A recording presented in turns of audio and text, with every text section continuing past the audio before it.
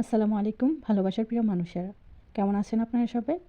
আশা করি যে যেখান থেকে ভিডিওটি দেখছেন, কাছে অথবা দূরে, দেশ অথবা দেশের বাহির থেকে, আল্লাহর রহমতে ভালো এবং সুস্থ আছেন। আমিও আল্লাহর রহমতে ভালো আছি, যদিও একটু জ্বর ঠান্ডা, তারপরও বলবো আলহামদুলিল্লাহ ভালো আছি। প্রত্যেকবার যখন গ্রামে যাই মানে আলকাসিমে যাই, ওইখান থেকে আসার পর ঠান্ডা লেগে যায়, নয়তো জ্বর আসে, যে কোনো একটা অসুস্থতা শরীরে দেখা দেয়। তো প্রতিবারের মতো এবারও একটু জ্বর ঠান্ডা, তারপরেও এখন আলহামদুলিল্লাহ মোটামুটি ভালো আছি। তো কে কোথা থেকে আমার ভিডিওটি দেখছেন অবশ্যই কমেন্ট করে জানাবেন। আর যারা যারা আমার চ্যানেলে নতুন, ভিডিওটি প্রথম দেখছেন, চাইলেই আমার চ্যানেলটিকে সাবস্ক্রাইব করে পাশে থাকা বেল বাটনটি বাজিয়ে দিতে পারেন। তাহলে আমার সব ভিডিওর নোটিফিকেশন সবার আগে আপনাদের কাছে পৌঁছে যাবে।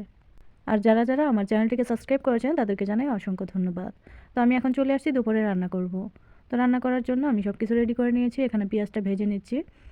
আর আমাদের সাথে খাবে ম্যাডামের একটা ছেলে আছে, ওনার বউ বাচ্চাকে গ্রামে রেখে আসছে। তো উনি বাসায় একা দোতলায়, আর আমরা নিচতলায় থাকি। তো উনি তো আর রান্না করে খেতে পারবে না, তো যতদিন ওনার ওয়াইফ গ্রামে থাকে ততদিন আমাদের বাসায় খাওয়া দাওয়া করে সব সময়। আর আমার ম্যাডাম এখনও গ্রামে আছে, উনি আসে নাই, মেবি শুক্রবারে আসবে। তো আমি আমার মালিক আর ম্যাডামের ছেলে, আমরা তিনজনের জন্যই আমি দুপুরের খাবারটা রান্না করে নিচ্ছি। শরীরে জ্বরের কারণে মুখ একদম তিতা হয়ে আছে, তো মনে চাচ্ছে যে ঝাল কিছু একটা খাই। তো রান্না করতেছিলাম আর ভাবতেছিলাম যে ঝাল কিছু বানানো যায় কি না। তখন মনে পড়লো যে আমি যখন আলকাসিমে গিয়েছিলাম তখন হোটেল থেকে খাবার নিয়ে আসছিল, তো ওই খাবারের সাথে একটা সস নিয়ে আসছিল। ওই সসটা অনেক ঝাল ছিল আর খেতে অনেক ভালো লাগছে ক্যাপসার সাথে। তো আমি মনে মনে ভাবতেছি ওই সসটা তো কীভাবে বানাইছে আমি দেখি নাই। তারপর আইডিয়া করে সসটা যখন আমি খাইতেছিলাম, সসের যে একটা ফ্লেভার ছিল ওটা অনুমান করে আমি একটা সস বানাবো এটাই ভাবতেছি। তো যেই কথা সেই কাজ, আমি সসটা আজকে বানাবো। আর এখানে আমি কিছু ফল বের করে ধুয়ে নিচ্ছি, অনেক ঠান্ডা থাকে ফ্রিজে থাকলে, তার জন্য একটু বের করে রাখি। আর কলাগুলো দেখেন কালো হয়ে গেছে, আমি কখনো দেখিনি ফ্রিজে কলা রাখতে, কিন্তু ওরা সবসময় কলা ফ্রিজে রাখে। আর ফ্রিজে রাখলে উপরের চামড়াগুলো এরকম কালো হয়ে যায়, আর ভিতরে ঠিকই ভালো থাকে। আর দেখতে কিন্তু মনে হচ্ছে যে নষ্ট হয়ে গেছে, আসলে একদম শক্ত ছিল, কলাটা ভালোই ছিল, কিন্তু দেখতে কালো দেখা যায়। তো যাই হোক, আমি এখানে ফলগুলো ধুয়ে রাখছি, আর জারজির একটা লেবু কেটেও রেখে দিয়েছি দুপুরে খাওয়ার জন্য। আর যেই সসটা বানাবো বলছিলাম, তার জন্য যা যা লাগবে আমি রেডি করে নিচ্ছি। তো আমি কিন্তু আইডিয়া করে সসটা বানাবো, আর একটু ঝাল দিয়েই বানাবো আজকে। আমি কিন্তু একটা কাঁচামরিচও খেতে পারি না, আর আজকে দুইটা কাঁচামরিচ দিয়ে আমি সসটা বানাবো, যেন একটা একটু ঝাল হয়। আর যে লাল মরিচটা দেখতেছেন বড়, এটাও মোটামুটি ঝাল। তো সবগুলো আমি ভালো করে ধুয়ে পরে কেটে নিয়েছি। একে একে এখন আমি সবগুলোকে ভেজে নেব। তো আমি এখানে অলিভ অয়েলটা ব্যবহার করব, কারণ গ্যাস্ট্রিকের সমস্যা, এক জাল আর এক তেল, দুইটা মিলে তো অনেক সমস্যা হয়ে যাবে, তাই আমি ভাবলাম যে অলিভ অয়েলটা দিই তাহলে একটু ব্যালেন্স হবে। তো এখানে আমি পেঁয়াজটা প্রথমেই ভেজে নিচ্ছি। এগুলো একদম লাল করে ভাজতে হবে না, হালকা হালকা ভেজে নিলেই হবে, যেহেতু এটা আমি সস বানাবো। আর এই সসটা ফ্রিজে রেখে এক সপ্তাহের মতো খাওয়া যেতে পারে, মনে হয় না সমস্যা হবে, যেহেতু আমাদের যে সসটা কিনে আনছিল হোটেল থেকে ওইটাও এক সপ্তাহ ফ্রিজে রেখে সবাই খাইছে। ওরা কিন্তু ঝাল খেতে পারে না, কিন্তু সসটা অনেক মজা ছিল, তাই সবাই শেষ হওয়া পর্যন্ত খেয়েছে। তো যাই হোক, আমি সসটা যখন খাইছিলাম আইডিয়া করে নিয়েছিলাম যে এটাতে কী কী দিতে পারে, তখন মনে হলো আমার যে পেঁয়াজ, টমেটো আর ঝালমরিচ এগুলো দিয়েই, আর রসুন, বেশি করে রসুন দিয়ে মনে হয় সসটা বানাইছে। তো আজকে আমি এভাবে বানাবো, যদি ভালো লাগে তাহলে মাঝে মধ্যে বানিয়ে খাবো। তো আমি সবগুলোকে এইভাবে ভেজে নিচ্ছি।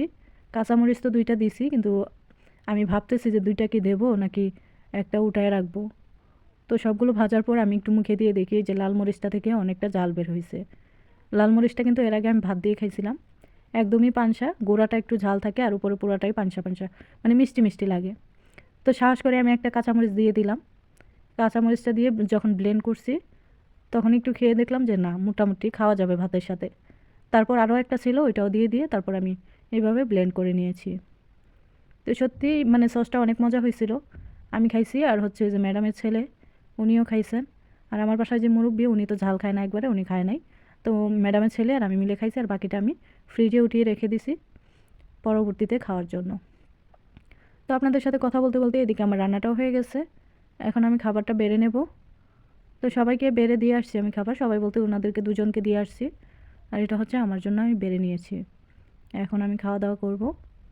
সত্যি কথা বলতে অনেক দিন পর ঝাল খেলাম, ভালোই লাগছে, খারাপ লাগেনি। ঝাল খেয়ে তো চোখ আর নাক দিয়ে সমানে পানি বের হচ্ছিল।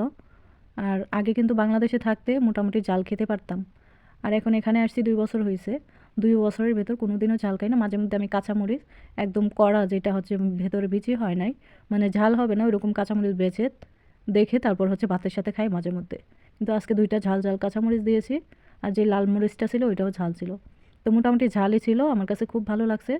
ক্যাপসা দিয়ে খেতে মানে ভালোই লাগছে, আমার মনে হয় সাদা ভাত দিয়ে খেলেও ভালো লাগবে। তো যাই হোক, খাওয়া দাওয়া করে নিচ্ছি।